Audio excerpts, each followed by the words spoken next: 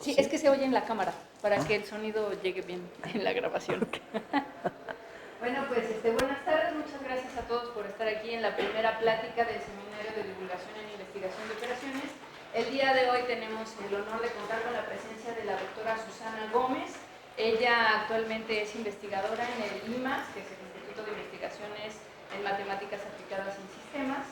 Ella es ingeniera química, hizo su maestría en Ciencias y doctorado en la Universidad de Londres.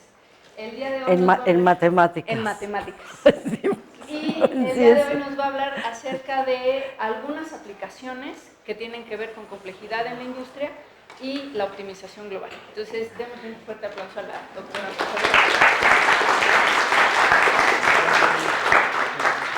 Hola a todos, encantada de estar aquí con ustedes para comunicarles la experiencia de lo que implica entrar en algunas aplicaciones que no son sencillas, que son complejas y que cada día más se requiere de modelación matemática y de optimización.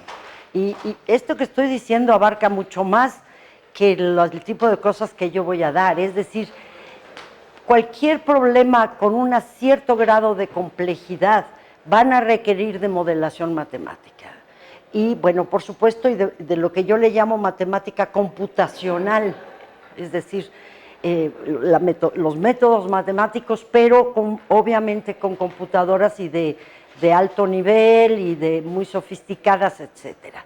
Y hoy en día, en muchas partes del mundo, yo trabajo mucho en España, una de las cosas que voy a dar aquí la estoy haciendo con colegas de España, y en España, por ejemplo, la profesión de todas las profesiones, la profesión que tiene menos paro es cuando la gente no tiene trabajo, y en España ahorita hay un problema de paro, etcétera. Pero la profesión que tiene menos paro de España es matemáticas, hoy. Está mucho mejor que informática, que la gente diría. ¿Por qué? Pues porque no solamente las entidades financieras y bancarias, sino cualquier problema complejo de cambio climático, de contaminación, de lo que le pasa a la tierra, en química, en casi cualquier área del conocimiento, porque hasta en las áreas sociales también, están contratando matemáticos. Y una de las razones es por la manera en la que el matemático puede ver la problemática y puede decir cómo llegarle, ¿no? También, por supuesto, y en este tipo de aplicaciones como la mía, son áreas súper multidisciplinarias, es decir, se necesitan matemáticos, físicos, ingenieros y especialistas exactamente en el tema que se está estudiando. Entonces sí requiere que las nuevas generaciones aprendan eso también, a trabajar con gente de otras disciplinas, porque si no es imposible intentar resolver un problema real, ¿no? Bueno, hasta los ficticios también, pero en los reales en específico, si no hay colaboración con otras disciplinas, ¿no? Y lo van a ver aquí, o sea, van a entender de lo que hablo, ¿no? Con esto. Entonces, como siempre, llevamos muchos años trabajando con las computadoras, pero nos siguen jugando malas pasadas, ¿no? Por ejemplo, ahorita, que traía yo en un USB mi plática, a la hora de abrir el directorio donde estaba, no llegó, no se grabó bien, entonces ahorita me lo van a mandar. Y esto. Pero voy a empezar a platicarles de qué se trata esto. Voy a hablar de dos problemas que son problemas en los que yo llevo trabajando mucho tiempo, por eso es que me gusta a nivel de divulgación hablar de algo que ya conocemos de hace mucho tiempo y ya tenemos mucha experiencia con el problema, ¿no? Y para mí lo más importante de comunicarles es que sí se den cuenta que lo que están estudiando y algunas materias que deberían tomar, en específico ustedes, porque, por ejemplo, en el caso nuestro, estos problemas son altamente no lineales. Y en los dos problemas voy a presentar dos partes, ¿no? La primera parte es la modelación del problema, ¿no? que es necesario aprender a modelar el problema que se quiere estudiar. Pero la segunda parte involucra optimización global, que esa es, pues, digamos, mi área de especialidad, pero que, por supuesto, implica que los problemas son no lineales. Y se los digo porque ustedes que están en investigación de operaciones ahora, la mayoría de los problemas en los que la gente de investigación de operaciones trabaja, sobre todo a nivel de la licenciatura y demás, son lineales. Está padrísimo, pero pues son los problemas reales, en general, por no decir siempre, son no lineales. Y a lo mejor uno aproxima linealizando, estoy de acuerdo. Entonces, realmente mi plática va un poco orientada a decirles por qué es muy importante meterse a estudiar optimización no lineal. Y dentro de la optimización no lineal, la mayoría de los métodos que hay en la literatura y que pueden encontrar en internet, muchos software libre, todo esto, son métodos locales, es decir, van a encontrar un mínimo o un máximo, ¿no? En cambio, el global pretende encontrar, que hay muchos locales, depende de la aplicación, puede haber muchísimos mínimos locales, pero estamos interesados en los mejores mínimos, que con suerte llegamos al global, pero ya con conseguir mínimos suficientemente buenos, porque en la práctica es así, ¿no es cierto? En la práctica es, si no llego al global, por lo menos me aproximo mucho a la solución global. ¿Sí? ¿Cuál es el primer problema que nos interesa? Últimamente, bueno, desde hace mucho tiempo, pero últimamente ha habido accidentes muy, muy graves de barcos petroleros que llevan el petróleo de un lugar a otro y que tienen un accidente en el camino. Y entonces se empiezan a vertir el petróleo en el mar abierto, estoy en mar abierto. Y pueden ser otras cosas. Hace poco, hace como 3 años, hubo un pozo que estaba en el mar, o sea, perforado dentro del mar, no en la costa, ¿no? Y tuvo un problema en el pozo, de la salida del pozo, y empezó a salir una cantidad tremenda de petróleo aquí en Florida, que en realidad estaba afectando al Golfo de México, un accidente de British Petroleum. No les quiero contar el número de toneladas, que luego por aquí lo van a ver escrito, que cayeron al mar. Y también en España hubo un accidente muy fuerte, muy importante, en el 2002, de un barco que se llamó Prestige, que empezó a tener problemas de que se hizo alguna ranura en el tanque del barco y empezó a echar petróleo. Y claro, los técnicos decían, hay que meter ese barco en algún lugar protegido para controlarlo, pero pues el asesor de Aznar, que era un presidente de España de extrema derecha y que le valía gorro el mundo, le dijeron, él dijo que le habían dicho que lo mejor era sacarlo fuera, para que no llegara a España, lo más lejos de España. Sí, nada más que acabó rompiéndose el barco, completamente. Entonces nosotros hemos tomado el caso del Prestige, que así se llama, como un caso de prueba para todo lo que estamos haciendo. Entonces, ¿qué estamos haciendo y qué les voy a presentar al principio? Generamos nosotros, son modelos nuestros que estamos generando nosotros, modelos de cómo se mueven las manchas de petróleo en el mar. ¿Cómo se mueven? Y bueno, aquí yo supongo que ya han estudiado esto. Por supuesto, eso es un sistema de ecuaciones diferenciales parciales, más bien en este caso, sí, o sea, estamos hablando de 2 dimensiones porque el petróleo flota porque la densidad es menor que la del agua del mar, entonces flota y estamos asumiendo que estamos nada más modelando lo que está en la superficie. Entonces, 2 dimensiones en espacio. Y claro, también juega el tiempo, se va moviendo con el tiempo. ¿Qué lo mueve? ¿Qué tengo que modelar? Bueno, seguro que ustedes ya, cuando voy a hablar de estos, ya saben de qué hablo. Primero, el primer fenómeno es la difusión de un medio en otro, se mueve.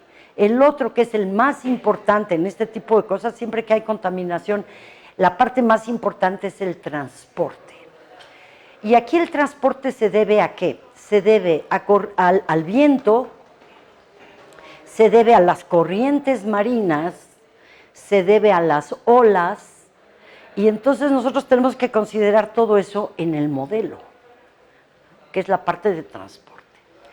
Pero además nosotros, eso fue lo primero que hicimos, un modelo en el que veíamos, y les voy a mostrar imágenes, cómo se movían las manchas, ¿no es cierto?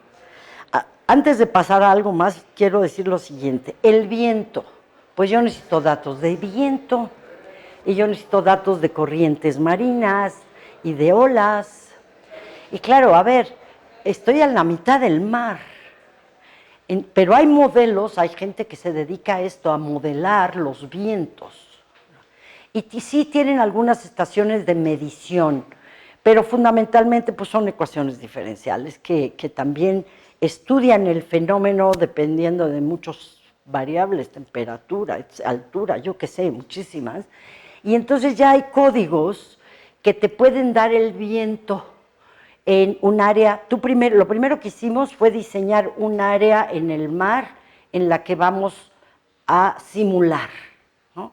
Yo sé dónde el barco está rompiéndose, donde el barco como el barco de origen, el barco que se accidenta, yo sé la trayectoria que siguió cuando tuvo el accidente, y ahí fue echando petróleo.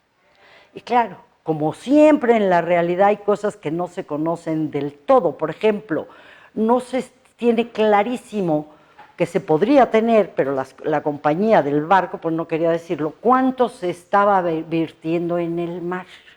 Entonces el cuánto es siempre una aproximación, y así nos pasa cuando modelamos en problemas reales, que a veces la información exacta no se tiene, pero pues por lo menos jugamos con aproximaciones. Entonces voy a suponer que conozco cuánto vierte el barco, cómo se va moviendo y lo va echando al mar, y en qué área. Entonces nosotros decimos un área de simulación, que por supuesto abarque mucho más de donde está el accidente, y que después incluso podemos ir ajustando, porque como vamos a saber para dónde se va a mover, pues al final sí vamos a saber cuál es el área que verdaderamente comprende el estudio de ese movimiento, ¿no? Entonces, nos metemos y usamos modelos que usan, hay americanos, hay franceses, hay europeos, que son simuladores de viento, de corrientes marinas y de olas. Distintos modelos, por supuesto, hacen esto, ¿no? Pero entonces nosotros nos dieron acceso a estos modelos que hay que aprender a usarlos también, porque a mí me dan el viento, pero en unas ciertas coordenadas, y a lo mejor yo lo necesito en otras. Entonces, pues tengo que interpolar, por ejemplo, ¿no? De la información que me dan de viento, sí, ya estamos. Ay, a ver, no, hay uno que dice... No, pero estos son puras, ¿solo esto te mandó? Sí. ¿Y la plática? No, hoy sí, hoy no me levanté con el pie derecho. Que me mande la plática, no nada más las figuras, no nada más los videos. Es que me mandó los videos, pero que me mande la plática. ¿Qué cosa? Bueno, pues les sigo platicando, sí, les sigo platicando sin pantalla. Total, entonces tenemos... Y les voy a decir de dónde, de qué tipo de programa. No es fácil que te dejen usarlo, pero dices que estás en la academia, en la Universidad de Madrid y en la UNAM, y entonces ya nos lo prestan para usar y sacar datos de viento, de corrientes marinas y de oleaje. Y con esos datos yo ya puedo modelar el transporte. Pero además nosotros quisimos ir más lejos, porque hay unos barcos, otra vez barcos, que se llaman skimmers y que se usan, y sí se usan en la práctica, para que bombeen el petróleo. Incluso, déjenme decirles la verdad, ahí para mí lo importante es limpiar, pero pues para ellos también es recuperar petróleo. Entonces hay barcos que van y bombean, aspiran el petróleo, y lo pueden hasta poner en tambos ahí y se recupera algo del petróleo. Entonces estos barcos tienen esa capacidad de limpiar. Entonces nosotros dijimos, bueno, ¿por qué no diseñamos la trayectoria de esos barcos de limpieza, pero en particular la trayectoria óptima? ¿Óptima en qué sentido? En el sentido de que yo quiero que bombee lo más posible. Y eso sería maximizar el bombeo.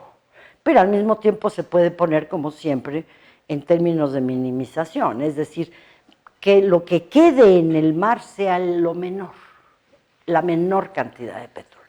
Entonces yo voy a diseñar una trayectoria de un barco.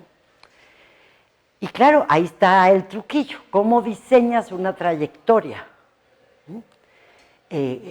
Tuvimos que pensar cómo diseñar una trayectoria y ya una vez que vimos cómo, de alguna manera, que se los voy a presentar aquí, entonces óptima, porque estoy minimizando la integral entre la concentración que yo tenía de petróleo y le quito, o sea, y le quito lo que se está sacando. Y esa cantidad que queda, que sea mínima. ¿Cuáles son las variables de optimización? Porque aquí cuando uno utiliza la optimización, o sea, fíjense, cuando yo digo que es la integral de la concentración de lo que hay allí en ese momento, menos lo que se extrajo allí, eso implica que para que yo conozca la concentración, me tengo que ir a la ecuación diferencial, que la solución de la ecuación diferencial, en un lugar determinado, porque hago una malla de discretización en el espacio, y en un instante de tiempo, tengo que resolver la ecuación diferencial cada vez que estoy minimizando. Cada vez que evalúo la función objetivo que quiero minimizar, tengo que resolver una ecuación diferencial. Y es la de que me da la concentración del petróleo en una malla. Entonces, yo tengo este espacio que voy a modelar, pero lo divido, en nuestro caso, en volúmenes finitos. No sé si ustedes ya han llevado cursos de ecuaciones diferenciales, ¿sí, no? Numéricas, ¿no? Bueno. Entonces, volúmenes finitos. Entonces, yo divido mi área en volúmenes y, por supuesto, cuando yo resuelvo la ecuación diferencial, me va a salir sistemas de ecuaciones lineales, por ejemplo, también en el camino, a la hora de la discretización de la ecuación diferencial. ¿Por qué le estoy diciendo todo esto? Porque hay, o sea, sabes modelar, quiere decir que le puedo dar forma al fenómeno de difusión y al fenómeno de transporte. Lo puedo poner en un lenguaje matemático, ¿correcto? Sí, pero tengo que resolver esa ecuación para poder saber cuál es la concentración en un instante de tiempo y en cada uno de los centros de mis volúmenes finitos. Ese centro es el lugar del espacio donde a mí me interesa y en un momento de tiempo, ¿ok? Entonces, ahorita, en cuanto me llegue, ya está la plática. No, te juro, no me levanté con el pie derecho hoy. Ahí estamos. Ya la pones en... Lo está descargando para que se ok. Pero bueno, ya me voy a poder ir más rápido en la plática, porque ya muchas cosas ya les he estado contando, ¿no?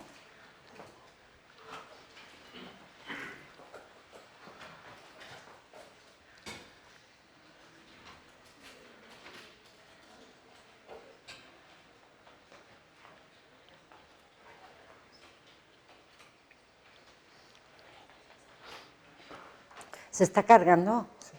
Órale, que está muy pesadita, pues no.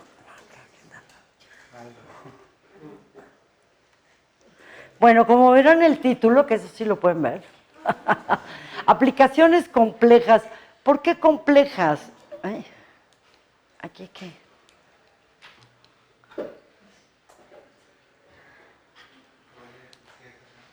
Aquí está. ¿Por qué complejas? Bueno, nada triviales, como se estarán dando cuenta. ¿Me entienden? No es un fenómeno sencillo de encontrar una distribución óptima de un producto o cosas así que son típicos, por ejemplo, de investigación de operaciones. Pero esto es optimización, o sea que en realidad está muy relacionado. Y de industria y de medio ambiente, esto que les estoy describiendo, por supuesto, es medio ambiente. ¿Todavía no se carga? No, pero ¿cómo crees? Según son 22 megabytes, lleva unos 6. Son 22 megabytes. Ah, caray.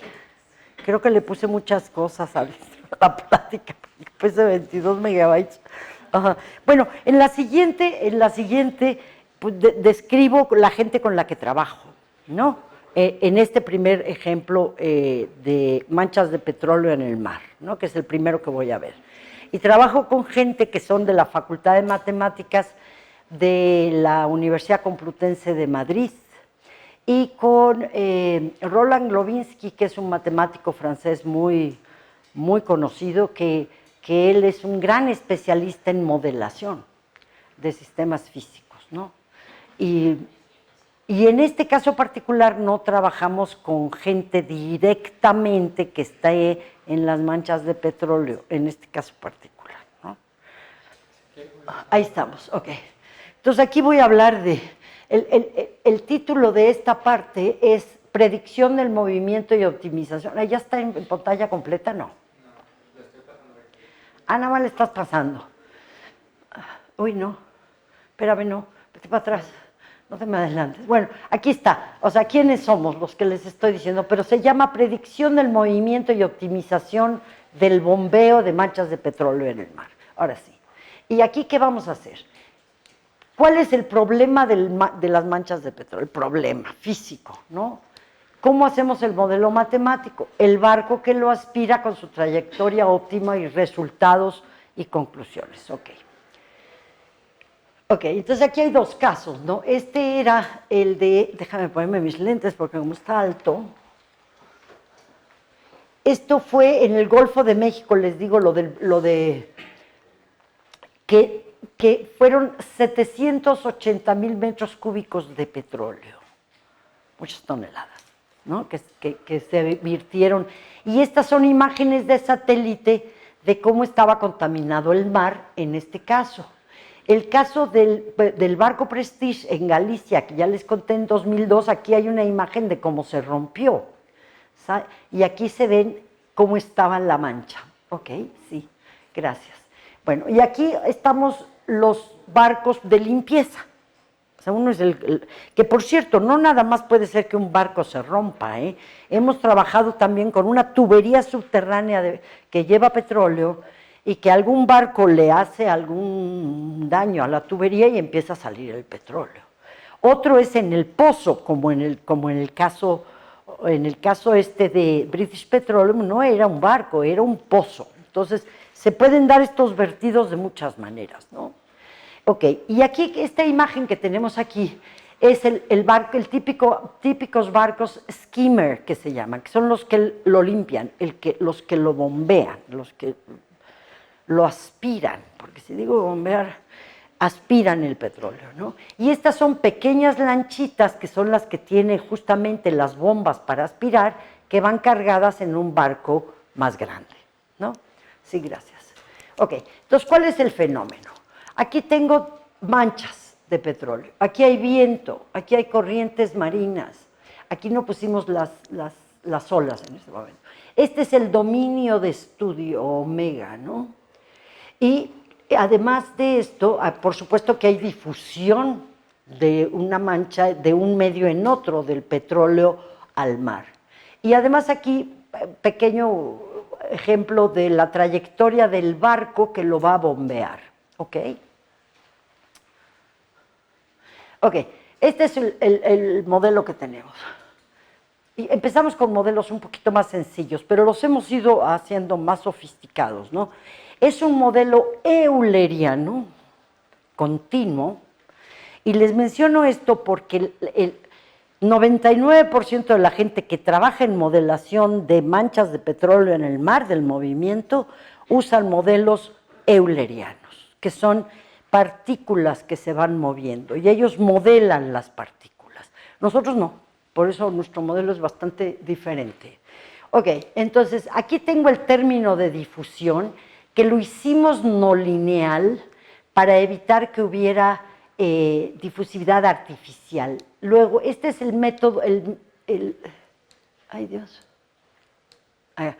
Estos términos son de transporte. Aquí cuando pongo omega, omega es viento, corrientes marinas y olas. Y aquí hay otro término de transporte debido al bombeo. Bueno, si yo resuelvo esta ecuación diferencial, este término independiente, por supuesto, es lo que se bombea, es lo que se quita. Es la fuente o el sumidero que se llama, ¿no? Es lo que se quita. Si yo resuelvo esta ecuación con esta condición de frontera, porque tuvimos que tener cuidado con las fronteras, ¿qué pasaba? Aunque estamos asumiendo, y lo asumimos siempre, que la región de estudio va a ser suficientemente grande para que el petróleo no rebase el área que yo estoy estudiando, sin embargo tenemos que tener control en las fronteras. Y pusimos esta condición de frontera que es una condición transparente y demás. No me voy a meter mucho, si no, no voy a acabar. Lo que les quiero decir es que yo tengo que resolver esta ecuación diferencial con condiciones iniciales y de frontera para que me dé C, la concentración. Y la concentración me la va a dar en un punto del espacio y en un instante de tiempo. ¿Ok? Entonces, aquí estamos, aquí por ejemplo, este término PETOL, que es el del bombeo, el del pumping, por eso la P, va a depender de la trayectoria que lleva el barco que limpia, que es esta gamma de T. Ok. Y la C de referencia, esta es una C de referencia, pero tuvimos que hacer este término no lineal en la difusión. Síguele.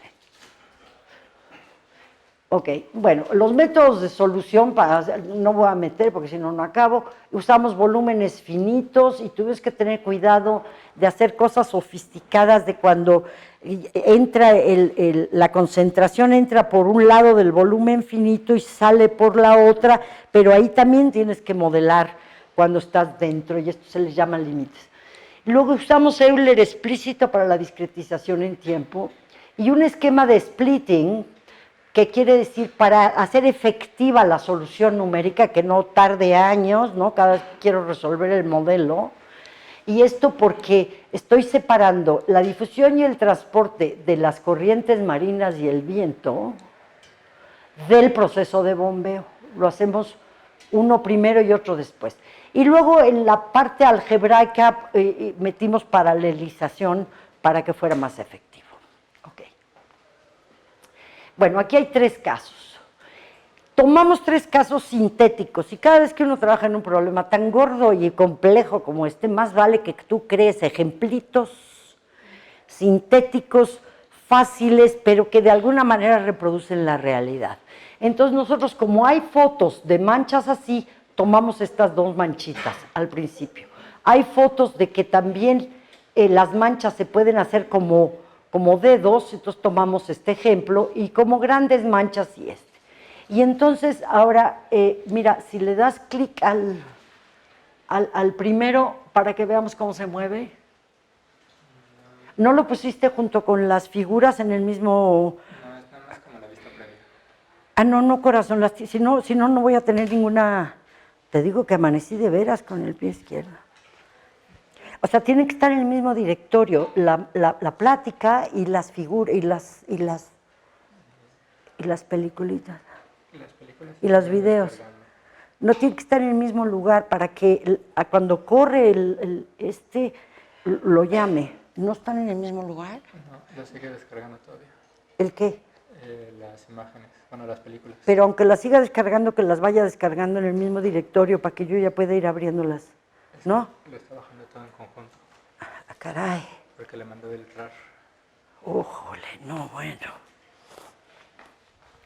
Bueno, o sea, yo traía unas pequeñas peliculillas para que vieran lo que el modelo, todavía no estoy limpiando nada, nomás el puro modelo, cómo me predice que se mueven estas manchas, cómo se mueven estas y cómo se mueve esta. Vamos a seguir adelante y si no, pues al final se las doy. Ok. Bueno, entonces, aquí ya nada más. usando el método conservativo y monótono, explícito, difusión no lineal, supervised splitting. El caso real del Prestige, tomamos de estos dos organismos que nos permiten usar los modelos de viento, corrientes marinas, etc. Para ver si nuestro modelo era capaz de reproducir lo que le pasó al Prestige. Eso se llama validar el modelo.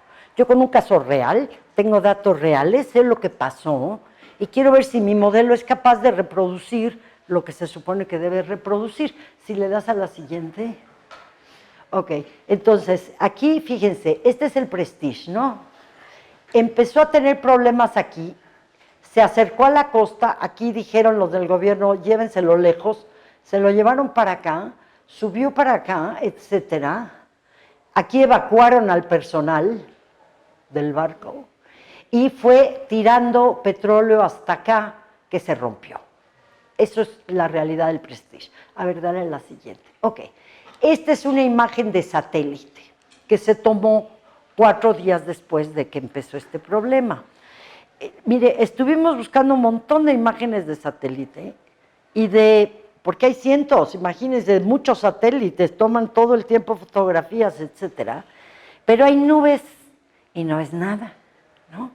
Entonces, la única imagen nítida que se pudo ver del Prestige fue esta, de que aquí empezó el problema, la mancha se fue por acá y por acá. Y nuestro modelo reprodujo esto. Y me van a decir, ay, ay, ay, pues les faltó esto. Sí, sí. Y típico de esto cuando estás modelando. O sea, ya saber que esta dirección era en la que se iba a ir la mancha, ya haber sido capaces de simular esto, es buenísimo.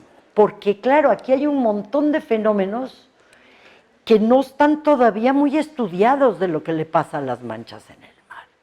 ¿Sí? Nosotros hemos ido incorporando, pero mostrar esto, todos los modelos, o sea, comparamos lo que habían simulado otros modelos en la literatura, los lagrangianos. Y bueno, el nuestro es de los mejores que reproducen esa mancha. Entonces, es que estamos hablando de fenómenos de la realidad aquí, entonces, y de aproximaciones, siempre estamos modelando, estamos aproximando muchas cosas del fenómeno que a lo mejor no las conocemos, no las estamos tomando en cuenta.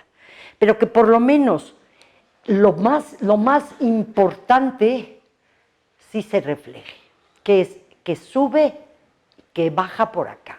Y si ustedes ponen esto junto con el barco, aquí debimos haber puesto la trayectoria. Esta no es la trayectoria del barco. La trayectoria del barco va mucho más arriba. Creo que lo vamos a ver después. Órale. Ajá, ok. Bueno, asumiendo que ya tenemos un modelo que reproduce bien o suficientemente bien el movimiento de las manchas, ahora vamos a la optimización. Y es lo que les decía hace rato.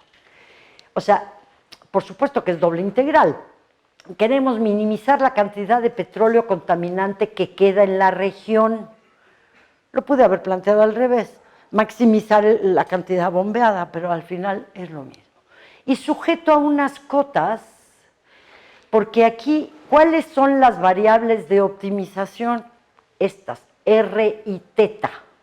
R y teta son las variables que yo voy a usar para diseñar la trayectoria. Y ahorita espero que acaben entendiéndolo. Y están acotadas, porque teta es un ángulo, está entre 0 y 2pi, y RI es la longitud de cada segmento, depende de la velocidad máxima del barco. O sea, yo no puedo decir que el siguiente punto de la trayectoria, no sé qué, y el barquito va bien lentito y no me va a poder llevar para allá. Entonces, obviamente, tiene que depender de la velocidad. Ok. Entonces, la trayectoria del barco va a ser esta gama que depende de estas dos variables, RI y teta I. ¿Le das a la siguiente, por favor? Ok. Y entonces, las variables de optimización las vamos a construir, que van a ser los puntos, o sea, vamos a hacer la trayectoria con un spline cúbico, en donde los puntos por los que pasa el spline cúbico son las incógnitas. O sea, dime en qué puntos, y los puntos los voy a medir por radio y ángulo, dime, este es el primer punto, este sería el segundo punto, este sería el tercer punto, y eso me genera esta trayectoria. ¿Ok? Sí, a ver, dale. Ok, el problema tiene varios mínimos locales y globales, ¿se imaginan? Mínimos, es decir, con la condición matemática de mínimo, donde el gradiente de la función objetivo es 0, etc. O sea, ahí tiene muchos. Y globales también muchos, porque a lo mejor habría muchas trayectorias que podría seguir el barco que me aspiran lo mismo. Incluso el global, puede haber muchos globales. Pero no me voy a poner a buscar muchas trayectorias. Yo le voy a decir, dame un buen mínimo. Dame una buena trayectoria que lo haga mejor que si solamente sigo al barco, porque pues dirían, no, o sea, hay un barco que está rompiendo. Pues yo pongo el de limpieza, pues lo voy siguiendo para limpiar. Y nosotros aquí demostramos que por supuesto que no, que la trayectoria óptima es muchísimo mejor. ¿Ya lo tienes allí? Ok, gracias. Los puse a trabajar aquí a los organizadores. ¡Qué bárbaro! Es que fue tremendo esto. Que llegara el USB vacío. Espérame. Ok, bueno. Se necesita un método de optimización capaz de encontrar la trayectoria óptima global. Es un problema de optimización global. Porque si agarro un local, saco una trayectoria y me da un mínimo local y ya no tengo más información. Yo quiero algo más sofisticado. Bueno, cada evaluación de la función objetivo es cara porque hay que resolver la ecuación diferencial, que es lo que les decía hace rato. O sea, yo voy creando la trayectoria, pero al mismo tiempo que voy creando la trayectoria se me van moviendo las manchas. Y espero ya poder enseñarles las peliculitas. A ver, ¿te vas para abajo? Ay.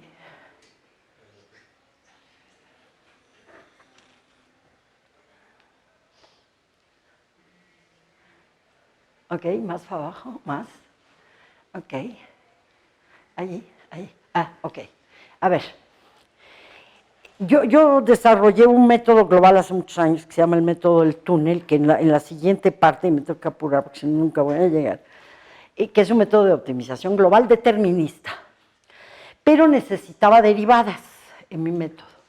Hoy ya no, hoy ya desarrollé el túnel sin derivadas, pero cuando estábamos haciendo esto, yo todavía no lo tenía. Y yo ya había trabajado mucho con algoritmos genéticos y desarrollé un software también para algoritmo genético, que es el que estamos usando aquí, que estamos usando subpoblaciones, migración, etc. A ver, ¿le das? Esto ya, no voy a acabar si le doy mucho detalle, pero síguele para adelante.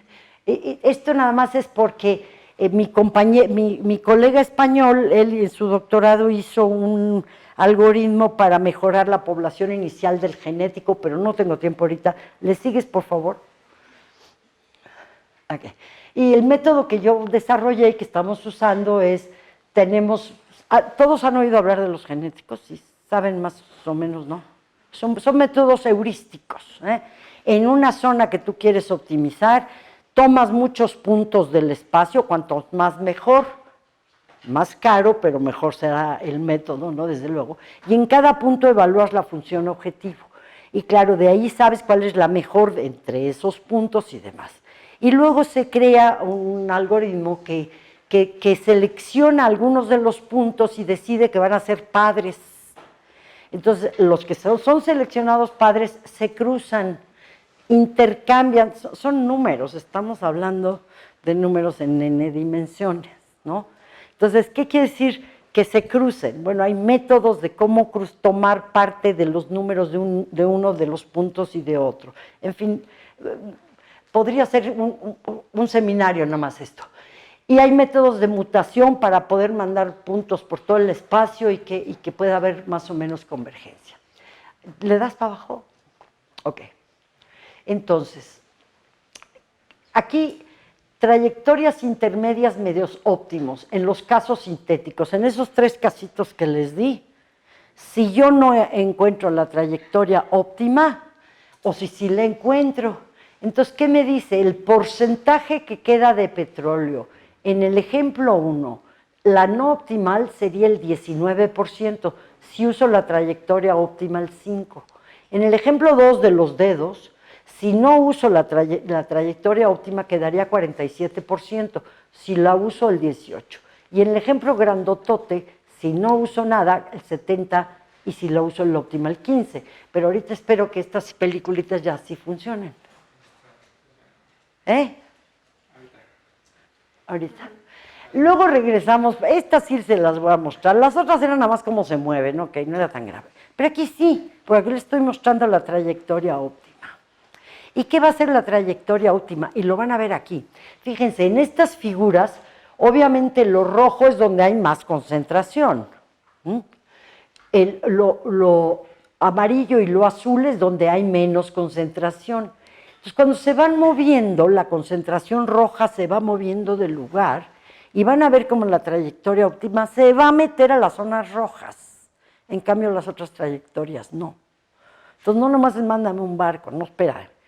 Porque este barco, como a la vez que estoy calculando la trayectoria, le estoy diciendo cómo está la concentración moviéndose en el espacio. Entonces, la trayectoria se mete para minimizar aquello y se mete hacia lo rojo. Esa era la parte más importante. Bueno, mira, ya tienes, ¿no? Ahí, porque aparece esa cosita blanca, ¿no? No, es que allí se inicia el barco.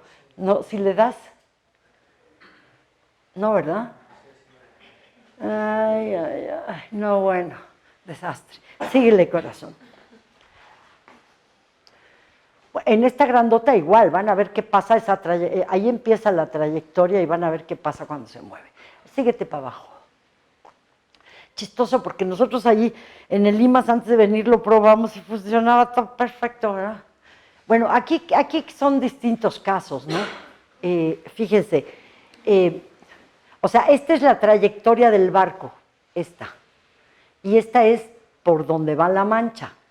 O sea, la mancha se va moviendo del barco. El barco que lo está echando sigue su trayectoria, pero pues el petróleo se va bajando porque el viento me lo va bajando, porque las corrientes marinas también, ¿no? Entonces no está tan trivial. Y luego aquí también, ¿qué pasa en la costa? A ver, ¿le das un poco más, por favor? Sí, aquí es poner en 3D esto para que vean cuánta concentración hay. Estoy usando la tercera dimensión en las figuras, ¿no? Para que no sea plano. Y entonces, aquí, ¿qué pasa cuando la potencia del barco es muy poca? Y aquí está la trayectoria del barco, ¿no? ¿Qué le pasa a la mancha? Y aquí mucha concentración. La potencia del barco que limpia es mayor y la potencia es menor. Y ya el más grande limpia muy bien el petróleo. Pero bueno, a ver. Ajá. Y aquí con números mejor, ¿no? Este es el Prestige. ¿Qué hubiera pasado en el Prestige si yo le hubiera podido meter un barco que lo aspira? En la práctica no se hubiera podido aspirar el petróleo del Prestige, porque el tipo de petróleo que tenía el Prestige era el más denso, el más difícil, era casi chapopote horrible lo que echaba el Prestige. Pues ahí no hay ningún barco que lo pueda aspirar, ¿no? Los que son petróleos ligeros los aspiran bien. Pero hicimos este ejercicio para ver si se hubiera podido aspirar el petróleo, ¿qué hubiera pasado? Esta es la potencia del barco que aspira. 6% en la óptima y 2% hubiera aspirado si siguiéramos al Prestige. Si yo nomás lo sigo, aquí aspiro 2% y la óptima 6%, aquí en una más potente aspiro 31%, aquí 40% y 56%, 40%. Bueno, síguele, ¿no? Ok, luego... otra vez, ¿qué pasa si yo sigo al barco? ¿Qué tanto aspiro? Síguele, por favor, le das a la siguiente. Ok. En un momento dado dijimos, caray, sí, está muy bien limpiar el petróleo dentro del mar y todo, pero lo que más nos importa es la costa. ¿Por qué no nos dedicamos a diseñar trayectorias óptimas que eviten que el petróleo llegue a la costa? ¿Sabes? Y entonces creamos una función peso, que es decir, que tenga la función peso que es roja, que es el peso más importante cuando está cerca de la costa y menos importante cuando está lejos de la costa. Todo esto tiene uno que aprender cuando uno modela, ¿no?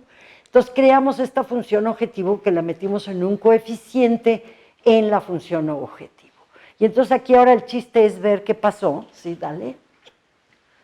Que es esta es la función objetivo, no en colores, ¿sí? Dale. Gracias. Y aquí ves qué pasó en la costa, qué tanto se limpió la costa con distintos barcos. ¿Le das, por favor? Aquí los números hablan, ¿no? Igual. Esto es limpieza de la costa, ¿no? Que barcos poco potentes, aquí limpiarían 11, aquí 2, 43, 9, 55. Ok, ahora sigue. Y esta es una peliculita muy bonita. Para que vieran que la trayectoria óptima del barco se va a quedar en la costa. Aquí la mancha, aquí no hay mancha aparente, pero con la película la mancha se va a empezar a ir para arriba, aquí. Y la trayectoria del barco se va a quedar en la costa porque le di esa función peso. Y le dije, si te alejas de la costa, vas a pagar un costo. Entonces lo que quiero es que permanezcas allí. Síguele. Bueno, aquí lo mismo, esto es los dos barcos allí y ya, a ver, síguete para abajo. Ajá. Este es otro caso y es otra peliculita y muy interesante, os voy a decir por qué. Porque de repente hace poco, el año pasado, cerca de las Islas Canarias hubo un derrame, de petróleo de un barco que pasaba por ahí. Y en el momento que empezó a pasar, Benjamín, que trabajaba conmigo en España, decidimos hacer correr en nuestro modelo para ver si nuestro modelo era capaz de predecir para dónde se iba a ir esa mancha que estaba empezando allí en las Islas Canarias. Y aquí hay otra peliculita en la que mostramos hacia dónde dice nuestro modelo que se va la mancha, y luego ya la realidad nos dio la razón, porque era muy importante, no sabían si la mancha iba a llegar a Gran Canaria, a la isla esta, o si se iba a ir para el África además, y no, nosotros mostramos que se iba hacia afuera y así fue. Entonces eso también valida nuestro modelo de que sí es capaz de, ajá, dale. Ok. Esto ya, no sé si me lo voy a porque estamos también ahora ya trabajando en simular qué pasaría si pasan cosas en el Golfo de México. El Golfo de México, están ahí montonales de pozos petroleros ya abiertos y algunos que se van a abrir en México. Y lo primero, para que les den autorización de que abran un pozo en el Golfo de México, el gobierno mexicano les exige que hagan un estudio como el que nosotros hacemos aquí. En caso de accidente, ¿cuánto se va a la costa? ¿En dónde en la costa? ¿Qué tipo de petróleo llega a la costa? Para que si tú quieres abrir un pozo, compres un seguro que me garantice que yo voy a poder limpiar tus porquerías. Digo, es la realidad, ¿no? Bueno, entonces nosotros ya podemos hacer ese estudio, le das, porfa. Y entonces aquí es, ¿qué dijo el modelo? Es un modelo probabilista, esto es risk analysis, análisis de riesgo, es probabilista. Entonces, lo azul, las zonas que están aquí está, por supuesto, donde está el rojito es donde está el pozo teórico. Y lo azul es la mancha que se lograría en el día 2, después de 2 días. Lo azul es lo menos probable, lo rojo es lo más probable. Y aquí es cuánto llega a la costa, casi todo aquí se ve azul en el día 2. Si le das a la siguiente, aquí es ya en el día 45, o sea, la mancha gigantesca aquí, pero claro, lo que importa es la rojo, porque lo azul tiene muy poca probabilidad. El día 45 se pondría así la cosa y toda esta costa se mancharía en rojo, quiere decir con alta probabilidad. ¿Dale? Ok, conclusiones. Entonces ya tenemos el modelo, la optimización es una herramienta útil, se puede usar en casos reales y bueno, ya ahorita cuando ya pusimos que el método del túnel sin derivadas, que es mi método sin derivadas, es esto. Ya, gracias. Yo es que ya los noto agotados porque les quería hablar de otra cosa, pero no estoy segura de que valga la pena. Bueno, les hablo nada más de qué se trata y se acabó, porque ya los veo algunos dormidos. Estas son publicaciones que tenemos. Cuidado con esto, porque cuando tú haces cosas así, pues lo tienes que publicar y en revistas buenas, ¿no? Para que tenga impacto, ¿no? Entonces tenemos varias publicaciones que están allí. Al que les interese se las paso. Le das el que sigue, porfa. Gracias. Y esto es otra cosa. También llevo muchos años trabajando esto. O sea, ¿qué limpiaba petróleo? En este es cómo sacar petróleo, cuánto puedes sacar de petróleo o de agua subterránea. Esta matemática es idéntica para el agua subterránea, muy parecida. El agua es un poco más sencilla que el petróleo. Fíjense, aquí estamos hablando de que yo tengo un pozo, ya lo tengo. Incluso los pozos que hemos estudiado son los más productivos que tiene México ahorita, y llevamos años trabajando con estos. Esos pozos productivos de petróleo, pero que podría ser también de agua subterránea, para que yo sepa cuánto petróleo puedo sacar sin afectar porque, por ejemplo, déjenme contarles que teníamos al yacimiento más maravilloso casi del planeta, que era Cantarell, que vivimos de él muchos años, y en la época de Fox y Calderón decidieron abrir la válvula porque el petróleo estaba a $100 el barril. Los técnicos decían, no podemos sacar más producción, porque si no, el agua de abajo, que está en los acuíferos, siempre están abajo de los yacimientos de petróleo, sube el agua por la diferencia de presión cuando yo saco demasiado. Y sacaron demasiado. Y entonces, ¿qué pasó? Que Cantarell se llenó de agua. Bueno, entonces, para evitar eso, pero además los técnicos ya sabían, les decían, no podemos sacar más de lo que se debe de sacar. Pero bueno, para hacer esto, yo perdón, no quiero echar broncas aquí, pero pues es que da rabia de esas cosas, ¿no?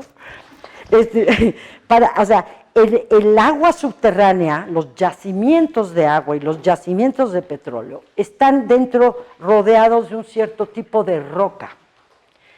Y esa roca, que se llama medio poroso, hay que saber cuál es.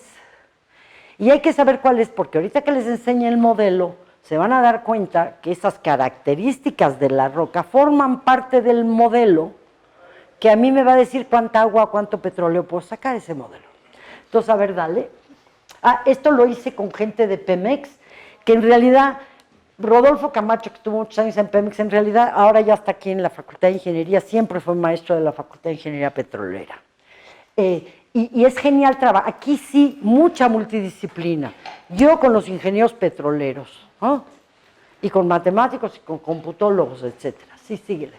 Bueno, entonces, nuestro objetivo es eso, que poder caracterizar el yacimiento, que ahorita les voy a decir qué es caracterizar, para decirte qué tanto puedes o no puedes sacar. Entonces, si le das, por favor, más, síguele, esto es puro rollo. Ahí está la roca. Resulta que en México, en la zona más productiva de México, que es toda la zona esta del Campeche y todo estas, ahorita lo van a ver geográficamente, ahí es donde tenemos los grandes yacimientos nosotros, ¿no? Y resulta que la roca es cársica. ¿Y cársica qué quiere decir? En este caso, tiene, lo que le llaman ellos la matriz, pues es la roca que tiene poros chiquititos. Luego hay fracturas, que ahí el petróleo va como en carreteras, ¿no? Y luego tiene poros grandes, que tienen los cársicos, y que más de la mitad de los yacimientos del mundo tienen esa característica, que tienen poros grandes. Bueno, ¿y por qué es importante eso? A ver, ¿me das el modelo? Bueno, aquí modelamos así con un cilíndricamente, síguele. Más, aquí me paro en el modelo. Pero eso no está puesto como presentación, ¿no? Porque se debería de tachar después. A ver, bueno, son tres ecuaciones, una para la matriz, una para la fractura y una para los búbulos. Y aquí tenemos, son ecuaciones que me van a dar la presión en la fractura, la presión en los búbulos, en la matriz y en los búbulos. Y es esa presión la que a mí me va a decir cuánto gasto puedo sacar. Entonces yo necesito sacar la presión. Pero resulta que estas ecuaciones, le das a la otra, ese tache es porque si el pozo, todo esto lo voy a estudiar en un pozo, si el pozo llega hasta abajo, no hay flujo vertical, entonces tacho ese término de la ecuación. Si no llega hasta abajo, que es la mayoría, entonces sí hay flujo vertical y necesito ese término. Bueno, estos coeficientes, la K y las lambdas, que son permeabilidades y porosidades y transferencia entre un medio y otro, son desconocidos, porque dependen de la roca. Entonces, yo voy a resolver un problema inverso, y aquí ya nomás les voy a platicar qué es, y ya terminamos, porque si no me los llevo dormidos a todos. A ver, síguele, corazón. Bueno, aquí digo que son los coeficientes, que todos esos son coeficientes que yo no conozco, desconozco. Síguele para abajo. Y entonces estoy usando un modelo de triple porosidad porque tengo fractura, bulo y matriz. Síguele para abajo. Ajá. ¿Qué datos tengo? ¿Cómo voy a encontrar esos coeficientes? Esto es típico de problemas inversos. Yo conozco, o sea, fíjense, conozco la presión, no conozco el origen del asunto, pero sí conozco la causa, lo que causó. Conozco la presión, la puedo medir en el pozo, la presión. Pero no sé qué características de la roca me dio esa presión, no conozco el origen. En el problema directo, yo encuentro, yo conozco la presión y por lo tanto, no, pero a ver, así, en el problema directo, que es el problema, conozco a ver, que no me haga bolas. En el problema inverso, lo que conozco es lo que resultó del fenómeno, pero no conozco el origen.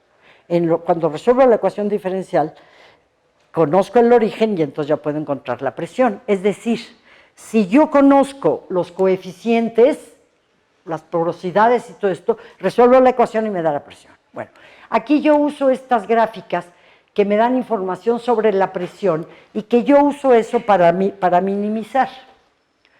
Nada más les quiero decir que a mí me dan los datos con un montón de ruido, eso no importa, síguele, quiero llegar a la optimización. Aquí no se vio nada, aquí la optimización. ¿Por qué la optimización? Porque yo quiero que si yo conozco los parámetros que son las X, la porosidad, la permeabilidad, los omega, los lambdas, si los conozco encuentro P. Y esta es la P que me da mi modelo. Y tengo P de datos, medida. Entonces yo quiero que si tengo los coeficientes correctos, se los pongo en la ecuación, me da la presión y esa presión se parece a la que me midieron a mí, a la que me dieron medida. Es el problema inverso típico. Y es un problema de optimización. Y es un problema de optimización global. Y bueno, y por supuesto que aquí hay algunas restricciones en las porosidades. Esta es una restricción lineal de desigualdad muy fácil y tengo cotas. Bueno, ya no me dio tiempo de presentarles el método de optimización mío, global, que usamos aquí. Pero a lo mejor hasta el final nada más le doy, déjame darle algún resultadito nada más y se acabó. Y luego el que le interese, ay, no sé si estoy haciendo, no lo cargó. Ah, ya no lo cargó. Bueno, no se preocupen, el que le interese saber sobre el método me avisan y yo les mando artículos, ¿no? Entonces, es importante, les digo, porque es para nosotros sacar petróleo. México vive de eso, o bueno, ha vivido hasta ahora, no sabemos, y agua subterránea. Y es lo mismo, tienes que estudiar las características de la roca para poder saber cuánto sacar, ¿no? Igual en el agua subterránea. Y es un problema de optimización, y de optimización global. Y aquí sí quieres el global, porque aquí sí quieres que la presión se parezca mucho a la medida. Claro, el global sería 0, nunca hay 0 en la máquina, pero una tolerancia muy pequeña. Aquí sí conoces el valor de la función objetivo en el óptimo global. Bueno, chicos, cualquier cosa se comunican.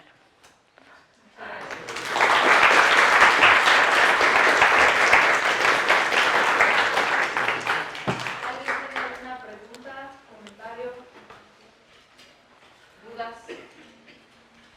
No se preocupen, nadie los va a juzgar si dicen cualquier cosa. ¿De los científicos o de los genéticos? Sí. ¿Por qué negocio, Caray. Mira, yo soy determinista, ¿no? El método del túnel pues, es determinista y siempre trato de ser determinista.